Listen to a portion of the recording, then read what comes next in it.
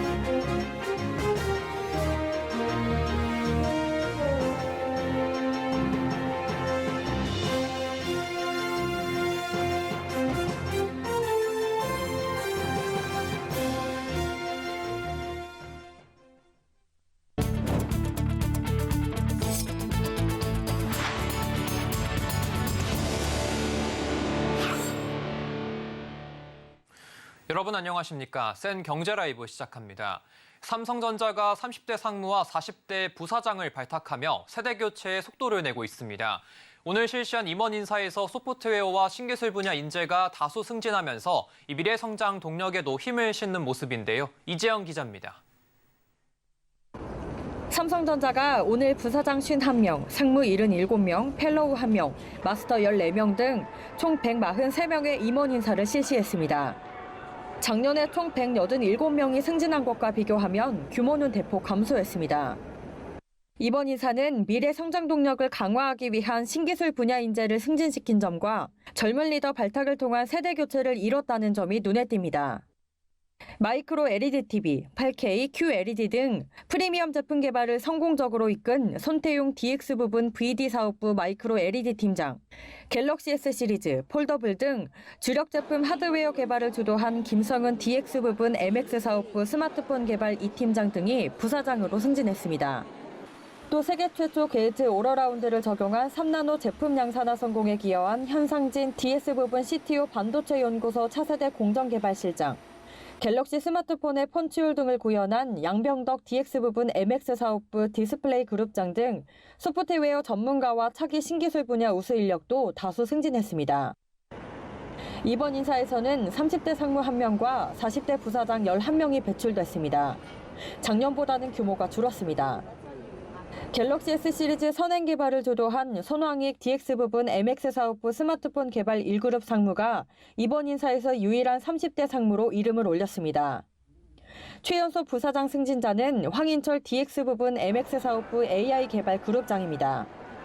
강동구 DS 부분 메모리 사업부 플래시 설계 2팀장, 김일용 DS 부분 시스템 LSI 사업부 제품 기술팀장 등도 40대 부사장 명단에 이름을 올렸습니다. 서울경제TV 이지영입니다. 오늘 포스코그룹이 전남 율촌산업단지에서 리튬 생산 공장을 준공하고 첫 상업 생산에 들어갑니다. 광양제철소에선 전기차용 전기 강판 공장을 준공했는데요. 이로써 포스코그룹은 리튬, 니켈 등 2차 전지 소재 원료부터 양극재, 전기 강판, 기가스틸까지 전기차 핵심 소재 공급이 가능해졌습니다. 윤혜림 기자입니다. 전라남도 율촌산업단지에 들어선 포스코 필바라 리튬솔루션의 수산화 리튬 공장. 포스코 필바라 리튬솔루션은 지난 2021년 포스코홀딩스와 호주 광산개발 회사인 필바라 미네랄이 합작해 만든 회사입니다. 이번에 준공한 1공장은 연산 21,500톤 규모로 포스코그룹은 같은 규모의 제2공장을 오는 2024년 준공할 계획입니다. 이곳에서 나오는 수산화 리튬 43,000톤은 전기차 약 100만 대를 생산할 수 있는 규모입니다. 포스코그룹은 이번 수산화 리튬 공장 준공을 시작으로 광석 리튬 생산 능력을 22만 톤까지 확대하는 등 2030년까지 리튬 42만 3천 톤의 생산 능력을 확보한다는 계획입니다. 포스코그룹은 이날 포스코 광양제철소에 연산 15만 톤 규모의 1단계 고효율 무방향성 전기 강판 공장을 준공했습니다. 2024년까지 광양제철소에 1단계와 같은 규모의 2단계 공장을 준공해 광양 30만 톤, 포항 10만 톤 등을 합해 총 연산 40만 톤의 하이퍼에노 생산 체제를 완성한다는 계획입니다. 전기차 약 500만 대에 들어가는 구동 모터 코어를 만들 수 있는 양입니다. 최정우 포스코그룹 회장은 이날 기념사를 통해 2차 전지 소재의 핵심 원료인 리튬 국산화와 고효율 전기 강판 공급 확대로 글로벌 친환경차 시장에서 선도적인 위치를 확보했다면서 친환경 미래 소재 대표 기업으로 가는 교두보를 마련하게 됐다고 밝혔습니다. 포스코그룹은 리튬 외에도 2030년까지 니켈 24만 톤과 리사이클 7만 톤, 양극재 100만 톤, 음극재 37만 톤, 차세대 소재 9,400톤의 생산 능력을 확보하는 등 2차 전지 소재의 풀 밸류 체인을 완성해 나간다는 계획입니다. 서울경제TV 윤혜림입니다. 현대차그룹이 부산 세계박람회 유치에 실패했지만 유치 활동을 벌이면서 각국 국제박람회기구 회원국 정상, 주요 인사들과 접촉하며 비즈니스와 CSR 등 다양한 분야에서 상호 협력을 추진하는 등 사업 기반과 경쟁력을 강화하는 효과를 거뒀다고 설명했습니다. 실제로 현대차그룹의 저개발국 자립 지원 사업인 그린라이트 프로젝트는 올해 알바니아, 잠바브웨, 모잠비크 등 3개국에 신규 론칭했습니다. 현대차그룹의 사업 네트워크가 크지 않은 국가들에서는 현대차그룹의 사업과 첨단 기술을 소개하면서 사업을 확대할 수 있는 기반을 마련했습니다. 전동화가 본격화되지 않은 국가에서는 EV 충전 인프라 구축 협력을 제안하는 등 향후 EV 선도 브랜드로 시장에 진입할 기회를 확보했습니다. 여기에 풍부한 광물 자원을 보유하고 있지만 채굴 기술과 자본이 부족한 국가들과는 그룹 차원의 협력 채널을 구성하고 향후 사업을 구체화한다는 계획입니다. 한화시스템이 국방신속획득기술연구원 주관 398억 원 규모의 상용 저궤도 위성 기반 통신체계 사업 협약을 체결했습니다. 이 사업은 상용 저궤도 위성통신망을 육해공군의 기존 전술망과 연동하는 것으로 미래군의 다영역 동시통합작전 수행을 위한 초연결, 다계층 네트워크 기반을 마련할 전망입니다. 한화시스템은 지난 2021년 3,450억 원의 투자를 단행한 유텔셋 원앱에 저궤도 위성통신망을 활용해 한국군에 최적화된 솔루션을 제시하고 상용 저궤도 위성 기반의 통신체계를 군에 최초로 공급할 예정입니다. 상용 저궤도 위성 기반의 군 통신체계가 구축되면 우리 군은 지상망의 지형적 제약을 극복하고 기동 간 대용량 정보를 신속하고 끊김없이 주고받을 수 있어 군 작전 능력을 향상시킬 수 있을 것으로 기대됩니다. 11월 개인 투자자들이 연중 고점 대비 큰 폭 하락한 종목에 대한 쇼핑에 나섰습니다. 대표적인 2차 전지주를 등을 대한 러브콜을 보내고 있는데요. 증권가는 주가가 하락에 따른 기술적 반등을 기대하기보다는 업황과 펀더멘털 개선 가능성을 고려해야 한다고 조언합니다. 김혜영 기자입니다. 개인 투자자들이 2차 전지주 저가 매수에 나섰습니다. 개인 투자자 11월 순매수 상위 10개 종목 가운데 절반을 2차 전지 관련주가 차지했습니다. 11월 개인이 가장 많이 사들인 종목은 포스코홀딩스, 포스코퓨처엠, 에코프로머티, 삼성 SDI 순입니다. 고점 대비 반토막이 난 에코프로비엠도 순매수 상위 7위 종목에 자리하고 있습니다.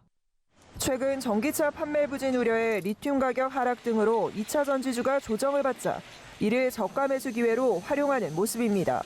이와 함께 11월 개인 투자자들의 쇼핑 바구니의 공통점은 고점 대비 주가가 빠진 종목들이 대거 포진해 있다는 점입니다. 2차 전지뿐 아니라 단기 급락 종목에 대한 매수세를 이어가고 있습니다. 눈에 띄는 종목은 파두입니다. 저조한 매출액에 부실 상장 의혹이 불거진 파두를 689억 원어치 사들였습니다. 실적 부진에 급락한 호텔신라와 고점 대비 주가 하락폭이 두드러진 하이브 등도 순매수했습니다. 그러나 증권가는 지나친 비중 확대는 지양해야 한다고 조언합니다.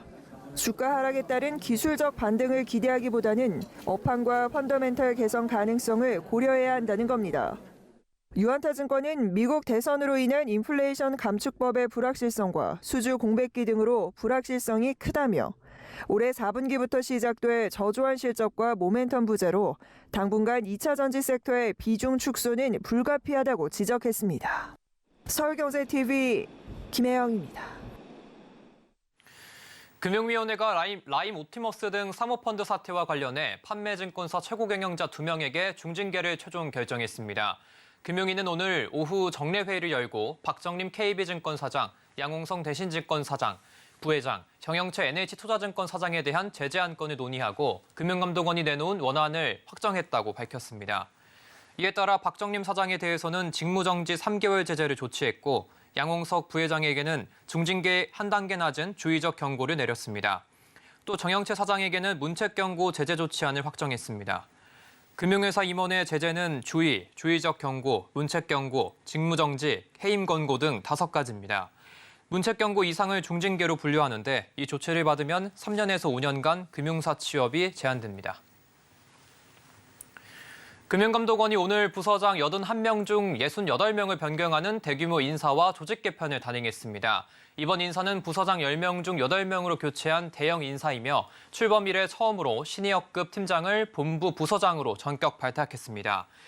특히 본부 전체 실무 부서장을 1970년생에서 1975년생으로 배치한 데 이어 신규 승진자 15명도 1971년생에서 1975년생으로 구성했습니다. 조직 개편과 관련해선 민생침해 금융범죄를 전면에 내세워 책임자를 부서장에서 부원장보로 격상시켰습니다. 또 윤석열 정부가 추진하는 상생금융을 위해 상생금융팀과 가상자산 이용법 시행에 맞춰 가산자산 전담 조직도 신설했습니다. 금감원은 전문성과 업무 추진력, 업무 성과가 우수한 부서장을 지속 발굴하는 성과 중심의 조직 문화를 장착시키겠다고 밝혔습니다. 은행 대출을 조기 상환할 때 내는 중도상환 수수료 부담이 앞으로 크게 줄어들 전망입니다. 금융위원회는 오늘 중도상환 수수료를 대출받을 시 실제 발생한 비용만 반영하도록 가이드라인을 마련했습니다. 중도상환 수수료는 고객이 대출을 조기 상환 시 내는 벌칙금 형태로 은행들은 자금 운용 차질에 따른 손실 비용으로 취급해왔습니다. 현대 5대 은행 수수료율은 고정금리 대출은 1.4%, 변동금리 대출은 1.2%입니다. 이번 개편에 따라 수수료는 자금 운용 차질에 따른 손실 비용과 대출 관련 행정, 모집 비용 등은 실제 비용만 반영해야 합니다. 특히 같은 은행 동일 유사 상품으로 대환 시 대출 실행 비용이 발생하지 않는 점도 반영돼 수수료 부담은 한층 더 줄어들 것으로 보입니다. 금융위는 가이드라인에서 제시한 비용 외에 다른 항목을 부과하면 불공정 영업행위로 보고 1억 원 이하의 과태료를 부과하기로 했습니다. 또 은행별로는 수수료 부과와 면제 현황을 공시하도록 했습니다. 이와 함께 6대 은행은 오늘 전체 가계대출에 대해 12월 한 달간 중도상환 수수료를 면제하기로 했습니다. 최근에도 산발적으로 대규모 빌라 전세 사기 소식이 들려오고 있는데요. 전세 계약에 대한 불신이 커지면서 서울 지역 빌라에서도 전세 기피 현상이 뚜렷하게 나타나고 있습니다. 서청석 기자입니다. 올해 서울 지역의 빌라 월세 거래가 처음으로 5만 건을 넘어섰습니다. 지난해 말부터 빌라를 중심으로 대규모 보증금 미반환 사태가 불거지면서 전세 대신 월세를 택하는 사람들이 늘어난 겁니다. 부동산 정보업체 경제만랩이 서울 부동산 정보광장 통계를 분석한 결과 올해 1월부터 10월까지 서울 빌라의 전월세 거래량은 11만 1,440건으로 집계됐습니다.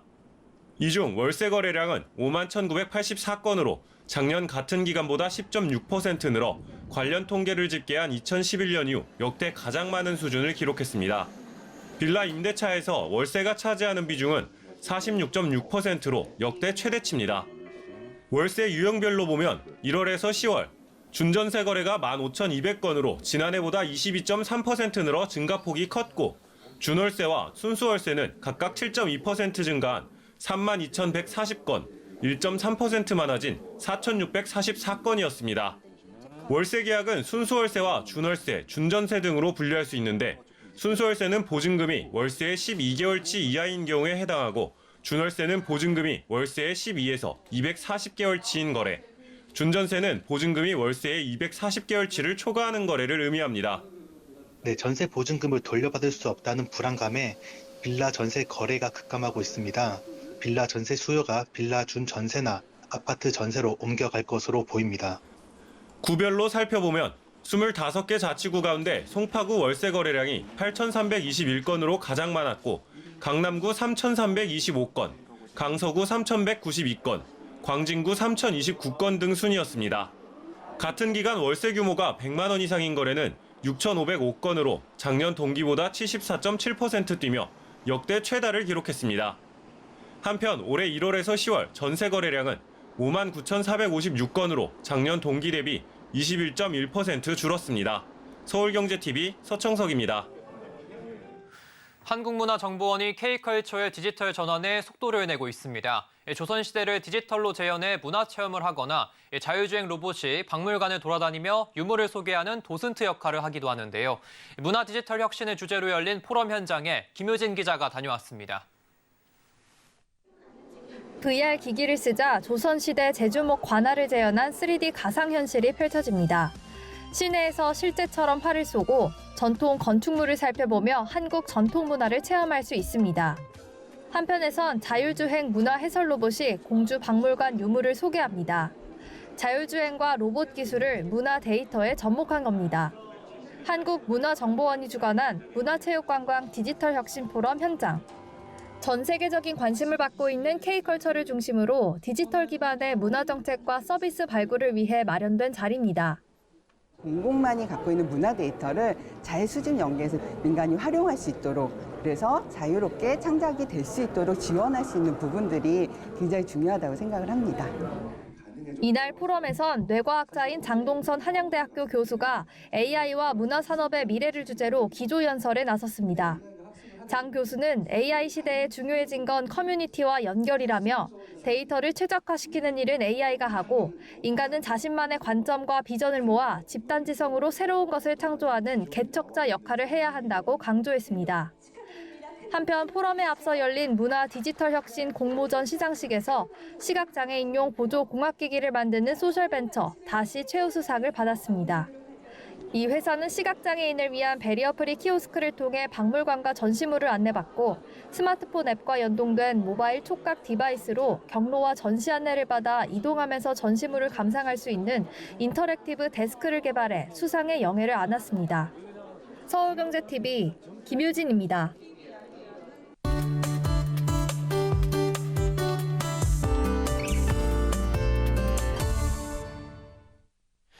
지난 2021년 11월에 영국 일간지 가디언은 과학자들의 발언을 인용해서 전 세계 탄소 배출량의 6%를 차지하는 각국 군수산업이야말로 환경 파괴의 주범이며 이들이 배출하는 이산화탄소량은 통계에도 제대로 잡히지 않는다고 보도한 적이 있었는데요.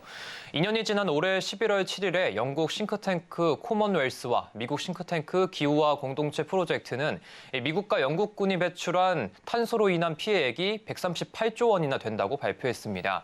그래서 오늘은 군대에서 배출한 탄소와 피해액 그리고 대응에 대해 알아보도록 하겠습니다. 오늘도 K웨더 반기사 센터장 나왔습니다. 안녕하십니까? 네, 안녕하세요. 네, 군대는 탄소 중립을 좀 이행하지 않아도 되는 겁니까? 일단 이제 군대와 관련된 활동에는 제약이 따르지 않습니다. 예. 2015년에 195개국이 참여해 조인했던 파리규 협약에서 군대 분야는 탄소 중립 노력에서 예외로 인정을 받았어요. 방위산업과 군사적 활동에서 발생한 탄소는 감축 통계에 포함할지 여부는 각 나라의 재량에 맡겼던 것이죠. 그런데 이제 문제는 전 세계적으로 군대와 방위산업은 화석연료를 사용하기 때문에 많은 온실가스, 즉 탄소를 발생시키고 있죠. 전 세계 군사 분야에서 온실가스 배출 상위권에 속하는 곳으로 미 국방부를 꼽을 수가 있는데요. 2019년 보스턴 대학교 왓슨 연구소는 미군이 아프가니스탄 전쟁을 시작한 2001년부터 2017년까지 이산화탄소 상당량 12억 1,200만 톤을 배출했다고 밝혔고요. 이 중에서 군사작전에서 배출된 양은 약 7억 6,600만 톤으로 추정된다고 밝혔죠. 그런데 올해 다시 이 미국군과 영국군이 2015년부터 올해까지 배출한 온실가스가 좀 엄청나다는 보고서가 발표가 됐다면서요? 네, 그렇습니다. 영국의 싱크탱크죠. 커먼웰스와 미국의 이제 싱크탱크 기후와 공동체 프로젝트는 이달 6일이죠. 미국과 영국 군대의 온실가스 배출과 이를 통해서 환경에 끼친 피해를 분석한 최초의 보고서를 발표했습니다. 이들의 연구 배경 설명에서 미군과 영국군이 역사적으로 석유라든가 화석연료에 기반한 경제를 창출하고 확대하면서 보호해왔기 때문에 이들의 기후위기 영향은 현재의 화석연료 사용에 그치지 않는다. 라고 말했죠. 보고서에서는 지구기온 상승을 1.5도 이내로 억제하기로 합의한 2015년의 파리협정 이후 두 나라 군대가 배출한 온실가스는 탄소로 환산할 때 약 4억 4천만 톤에 이른다고 했는데요. 이 정도의 탄소량은 2022년에 영국 전체가 배출한 온실가스 배출량보다도 많은 겁니다. 특히 미국은 세계 단일권 가운데 가장 많은 온실가스를 배출하는 조직이라면서 나라로 친다면 전 세계에서 47번째 국가 수준이라고 합니다. 영국군의 경우 작년부터 1년 동안 배출한 온실가스량이 313만 톤 수준으로 인구 9,500만 명인 아프리카의 콩고민주공화국보다도 더 많은 온실가스를 배출했다고 하죠. 이렇게 미군과 영국군이 배출한 탄소로 인해서 이 파괴된 환경 피해가 엄청날 것으로 보이는데요. 일단 보고서에서는 두 나라 군대가 어떻게 보면 온실가스 배출을 위해서 환경에 끼친 피해가 엄청나다. 그래서 만일 보상을 한다면 미군은 최소한 약 138조 2천억 원, 영국군은 6조 5천억 원 정도가 될 것이라고 추산했습니다. 예. 이들은 피해액의 규모는 그야말로 최소치에 지나지 않는다고 말하고 있는데요. 보고서에서는 군대 온실가스 배출이 분쟁 지역이 많아서 발생한 것이 아니라고 말합니다. 2001년부터 2018년까지 미국이 배출한 온실가스 중에서 주요 분쟁 지역 내 군사작전에 따른 배출분은 전체의 3분의 1에 지나지 않는다고 말하는 거죠. 오히려 군대를 세계 곳곳에 주둔을 시키고 이주하는 데서 발생하는 온실가스가 훨씬 많다는 건데요. 미국은 세계 750개 기지에 58만 5천 곳의 군시설을 유지하고 있습니다. 이 말씀 들어보니까 이 지구의 기후 위기에 대응하기 위해서라도 이 군대에서 배출되는 온실가스를 좀 줄이려는 노력이 필요할 것 같은데 군에서는 어떤 대응이 나오지 않고 있나요? 일단 군대는 그 특성상 탄소 중립을 위해서 예를 들어 나무를 심는다든가 재생에너지에 투자할 수 있다든가 혹은 탄소 배출권 거래제 등을 활용하기는 현실적으로 어렵죠. 예. 따라서 탄소 배출을 줄이는 방법이어야만 하는데요. 그래서 미군 같은 경우 전차라든가 함정 그리고 비행기를 움직이기 위해 막대한 양의 이산화탄소가 배출되기 때문에 이것을 줄이려는 노력을 지금 시작을 하고 있습니다. 2017년에 미 육군은 GM이 콜로라도 픽업 특허를 기반으로 수소연료 전지와 전기 구동 장치를 장착한 ZH2 연료전지 전기차를 개발하자마자 그것을 구입하기로 했고요. 미 공군도 항공기들이 많은 연료를 소모하고 있는데요. 예를 들어서 이산화탄소 상당량으로 B-2 폭격기가 251.4톤, F-35A 전투기가 27.8톤이나 됩니다. 따라서 석유계 연료 대신에 자연이라든가 대기에서 연료를 얻으려는 연구를 진행하고 있고요. 미 해군에서도 2012년부터 바이오 연료와 디젤류를 혼합한 연료를 시험적으로 사용하기 시작했고요. 2016년은 태평양에 대녹색함대로 명명된 바이오 연료를 사용한 함정들을 배치를 했죠. 그리고 2021년 7월에는 영국 공군은 2050년까지 탄소 배출량을 제로로 만들기 위한 배출량 제로 항공기 시스템 프로그램을 시작을 했습니다. 이제 우리 군에서도 탄소를 줄이려는 노력은 시작되었는데요. 우리 해군의 KSS-2 선원 1급 잠수함과 KSS-3 도산 안창호급 잠수함에 수소연료 전지를 탑재를 했는데요. 하지만 수소연료 전지를 사용한 공기 불필요 추진 시스템에는 보조적인 수단일 뿐이라고 합니다. 그래서 2021년 5월 방위사업청은 국내 업체 두산 모빌리티에이션과 군에서 시범 운영할 수소 파워텍 드론 구매 계약을 체결했는데요. 구매할 무인기는 수연료 전지를 사용을 해서 소음이라든가 진동이 적어서 정찰용으로 적합할 것으로 예상되며 앞으로 군용 차량에도 수소연료 전지를 적용하려고 계획하고 있다고 합니다. 네, 오늘 말씀 잘 들었습니다. 고맙습니다. 네, 감사합니다.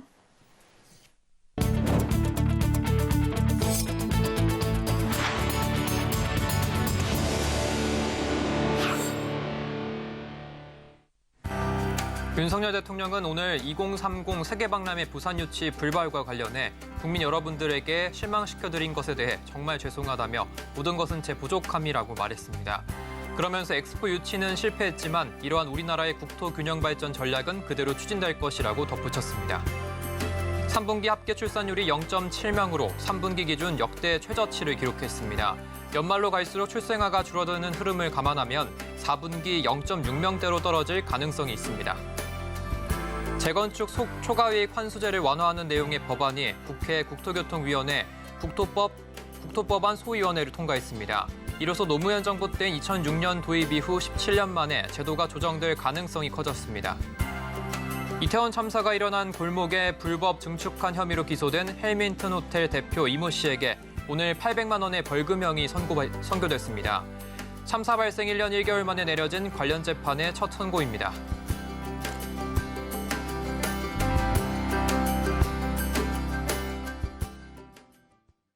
이상으로 센 경제 라이브 마칩니다. 함께해 주신 여러분 고맙습니다.